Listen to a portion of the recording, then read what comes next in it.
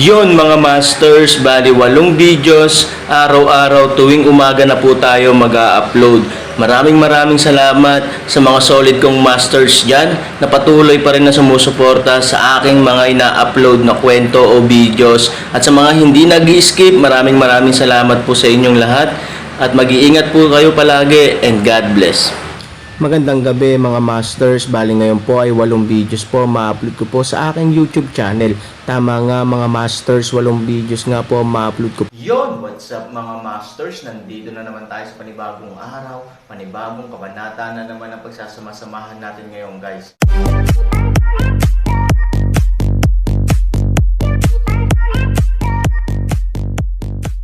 Bali mga masters, kung bago ka pa lang po sa aking YouTube channel, please click the subscribe button, lalong-lalo na po yung notification bell guys, para maging connected pa rin tayo sa isa't isa at maging updated kayo sa mga susunod ko pang video. Bali mga masters, bago natin umpisahan ng kwento ay mag-shoutout po muna tayo para sa mga solid nating tagapakinig. Shoutout kay Richard De La Cruz at shoutout kay Eric James. Yun na nga mga masters, no? Bali hindi na ito patagalin. In 3, 2, 1, let's go!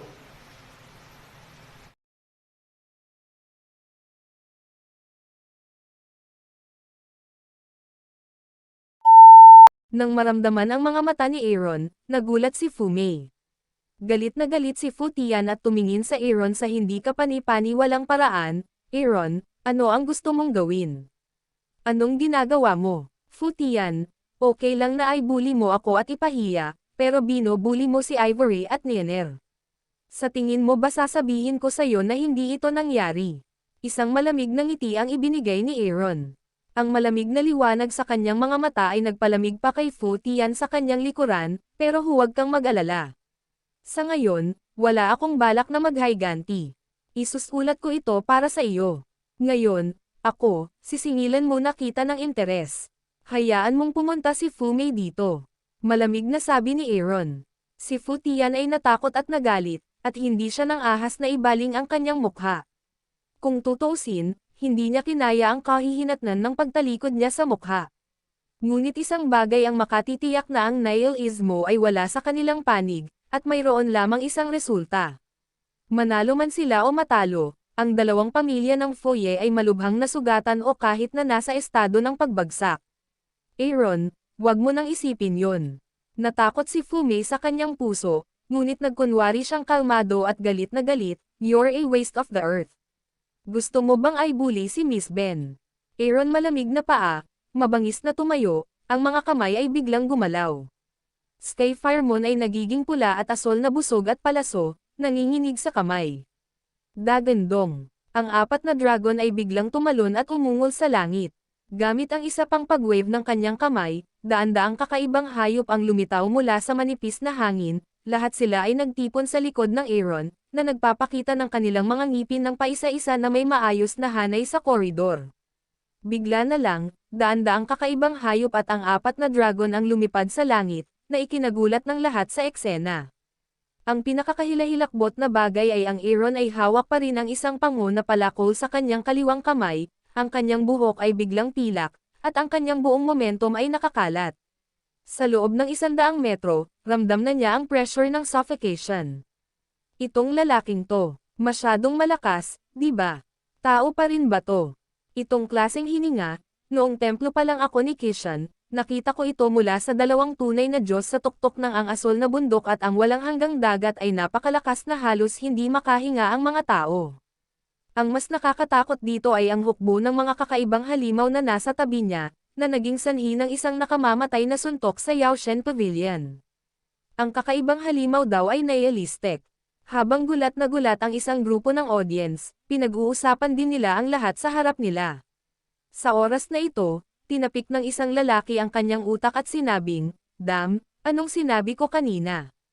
Hindi ako sigurado na ang aking hindi mapagkakatiwalaang tsismis ay ang tunay na balita."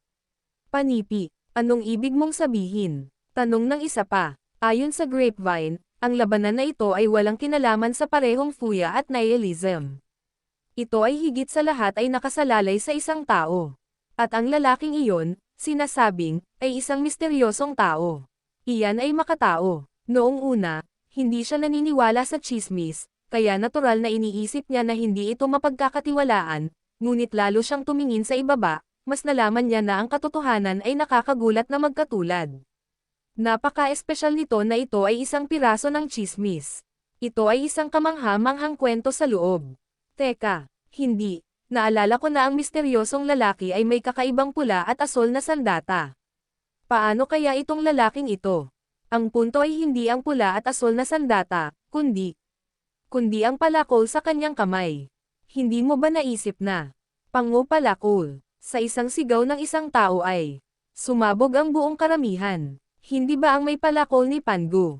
Aaron, ang manugang ni Daye family. Sinasabi na si Han Sanchen ay aksidenteng nahulog sa walang katapusang bangin bago ang martial arts competition sa tuktok ng Kishan Mountain.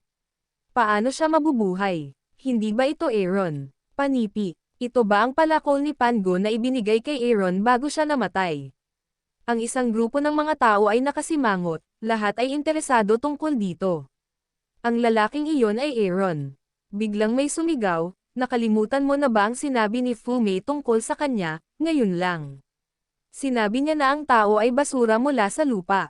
Lahat ng mga bisita na nanood ng eksena ay natigilan. Si Fu Mei, na puno ng galit, ay natigilan din. Halatang hindi niya inaasahan na ang kanyang hindi sinasadyang mga salita ay nagbubunyag ng sikretong ayaw niyang malaman ng iba. Fu Mang, Fu Yao, my God, parang pamilyar ako sa dalawang tao sa paligid niya, pero saglit lang hindi ko alam kung sino sila. Ngayon, naalala ko na rin sa wakas. Ibig sabihin, ang lalaking ito ba talaga? Aaron, bagamat maraming tao ang nagulat, marami rin ang ayaw maniwala sa katotohanan ito, ngunit ito lamang ang dahilan sa kanilang isipan na makapagpaliwanag nito. Siya ang patay na manugang ni Fu. Higit sa lahat, malamang na siya ang misteryosong lalaki na naging tanyag at nagdulot ng sensasyon. Napula at asol, kasama sina Fu Mang at Bai Xiaosheng, dalawang mahalagang tao sa mahiwagang alyansa, tila ang lahat ay natuklasan noon, ang katotohanan. Sa kasong iyon, nangangahulugan din ito na ang Aaron mula sa lupa ay hindi basura, o kahit na ang ilog na tumatawid na raptor sa mundo ng 8 direksyon, ako ang basura ng lupa sa oras na ito, tumingin si Aaron kay Fu Mei at biglang sinabi sa malamig na boses, Aaron talaga siya. My God, I'm split. Sayang talaga ang pagsuporta niya sa pamilya. Hindi, Aaron, ang manugang sa pagsuporta sa pamilya. Bagamat marami na ang naniniwala na siya ay Aaron, kailan the parties personally nod their heads, malakas pa rin ang shock. Ngunit maraming tao ang may mas malalim na tanong, paano nakalabas ang taong ito sa bangin? Mamamatay lang daw yung bagay kapag nahulog. Ito ang katotohanan na itinuro sa atin ng hindi mabilang na tunay na mga Diyos sa pamamagitan ng kanilang dugo.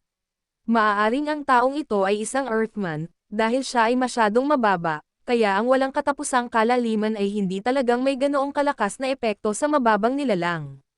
Bakit hindi ka tumahimik at sabihin ang mga salitang ito? Hindi ka ba marunong mamatay?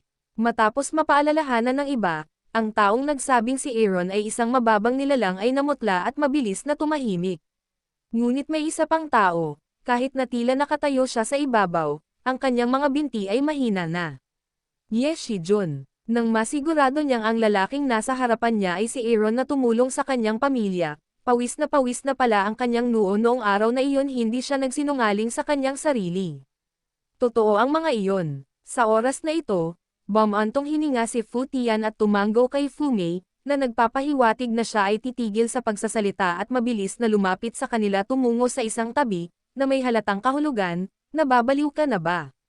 Ngunit sa oras na ito, isang malakas na sampal ang biglang pumaypay sa kanyang mukha, lumingon siya sa likod, si Ye Shijun pala. Ang mga palad ni Ye Shijun ay namamaga at masakit, hindi banggitin ang malalim na impresyon sa mukha ni Fu Mei. Bahagyang nanginginig ang kanyang katawan, at sobrang takot ang kanyang mga mata. Sinulyapan niya si Aaron. Pagkatapos ay tumingin siya kay Fu Mei na may ilang mga reklamo at sinabi sa malamig na boses, ano pa ang ginagawa mo?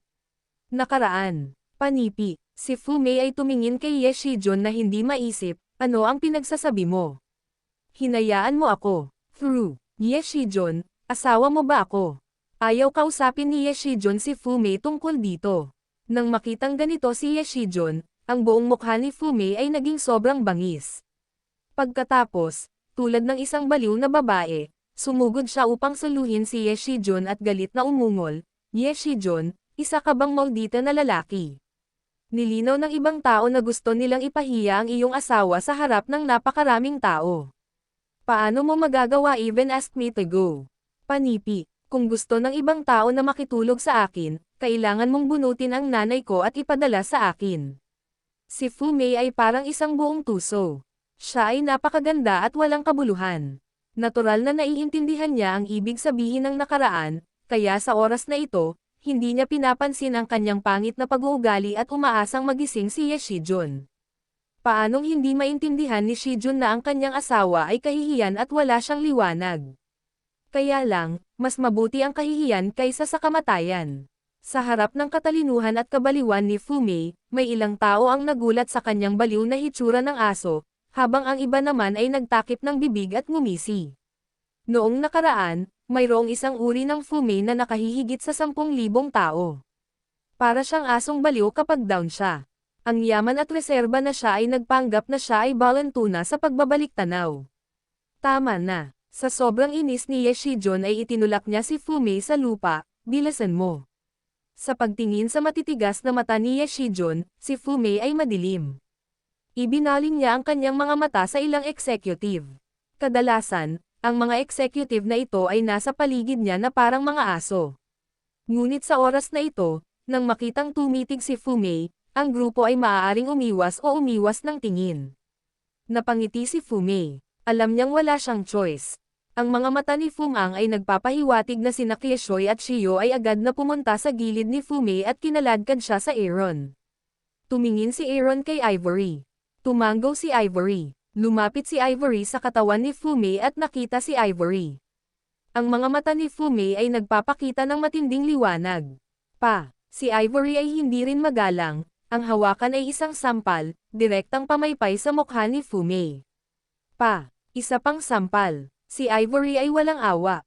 Ang dalawang sampal na ito ay nagpalabas din kay Fumei ng bakas ng dugo mula sa mga sulok ng kanyang bibig. Ganun pa man, nakatitig pa rin siya kay Ivory na may galit na mga mata. Kung kaya mong pumatay ng mga tao gamit ang iyong mga mata, papatayin niya si Ivory ng 10,000 beses. Gayunpaman, si Ivory ay walang kahit katiting na pagkamahiyain, at tumingin pa ng diretso kay Fumei.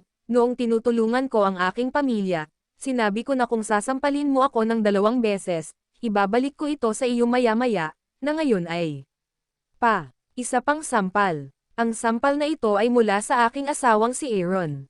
Fumei, pinapagalitan mo ang aking lalaki dahil sa pagiging basura. Bilang resulta, nanliligaw ka sa aking lalaki ng pribado." Malamig na humuhuni si Ivory. Nang lumabas ang mga salita, nagkagulo ang mga tao. Hindi ba totoo na ang asawa ng master ng lungsod ay nanligaw ng Aaron? Hindi ko nakikita. Karaniwan akong mayabang, ngunit ako ay isang patutot sa aking puso. Oo, ano ang pagkakakilanlan ng Aaron? Ano ang isang maliit na lungsod lord? I'm afraid it's the lord of Ye City. Baka may berdeng damo sa taas. Malamig at nahihiya ang mukha ni Ye Shijun. Alam niyang aayusin si Fumei sa nakaraan, at mawawalan siya ng mukha. Ngunit hindi niya inaasahan na may sunod-sunod na aksidente, at mahuhulog ang melon sa kanyang ulo. I didn't. Kinagat ni Fumei ang kanyang mga ngipin at hindi umamin. Isa pang sampal. I slapped you in behalf of your family. You and I are pinsan, but you try to seduce your coins. You are morally corrupt. Pagkatapos ng 4 na sampal, huminto si Ivory at tumanggo kay Aaron para ipakita na galit siya. Si Aaron ay may masamang tingin sa kanyang mga mata. Bagamat alam niya na si Ivory ay malamang na nagkamali noong siya ay pinigil ng pamilyang Fu dahil sa karakter ni Fumei, hindi niya maisip na ang 38 ito ay talagang tinalo si Ivory. Sinampal si Fumei ng 4 na taong ito. Sa pagkakataong ito, nalilito siya at magulo ang buhok. Hinatak ni Aaron 1 ang buhok ni Fumei, diretsyong itinaas ang kanyang buong ulo, pagkatapos ay malamig na sinabi, "City Lord Madam. Talagang sa tingin mo ay kamangha-mangha ka. Sasabihin ko sa iyo, ayaw kong mag-alala kung paano ka mangibabaw, ang pamilya, pero kung maglakas loob kang saktan ako, huwag mong sabihing asawa ka lang ng pinuno ng lungsod kahit na pinuno ka ng lungsod, aso ka lang sa harapan ko. Nandito na ang maid. Mabaho ang bibig niya. Ikaw na bahala sa kanya. Oo. Tumanggaw si Xingyao at lumapit kay Fumei na may ilang mga hakbang na kinakabahan. Gayunpaman, nang makita ang mabangis na mga mata ni Fumei, si Zigyao, na palaging mahina, ay medyo natatakot sa oras na ito. Ang wika ng tula ng Kieshoy ay nagkatinginan, at pagkatapos ay malamig na ngumiti sa isa't isa. Napakasimple nito, Xingyao. Kung mabaho ang iyong bibig, kailangan mong labanan ang lason. Nakangiting sabi ng tula. Yun na nga mga masters, no? Bali panibagong kabanata na naman yung natapos natin ngayong gabi. Muli, maraming salamat po.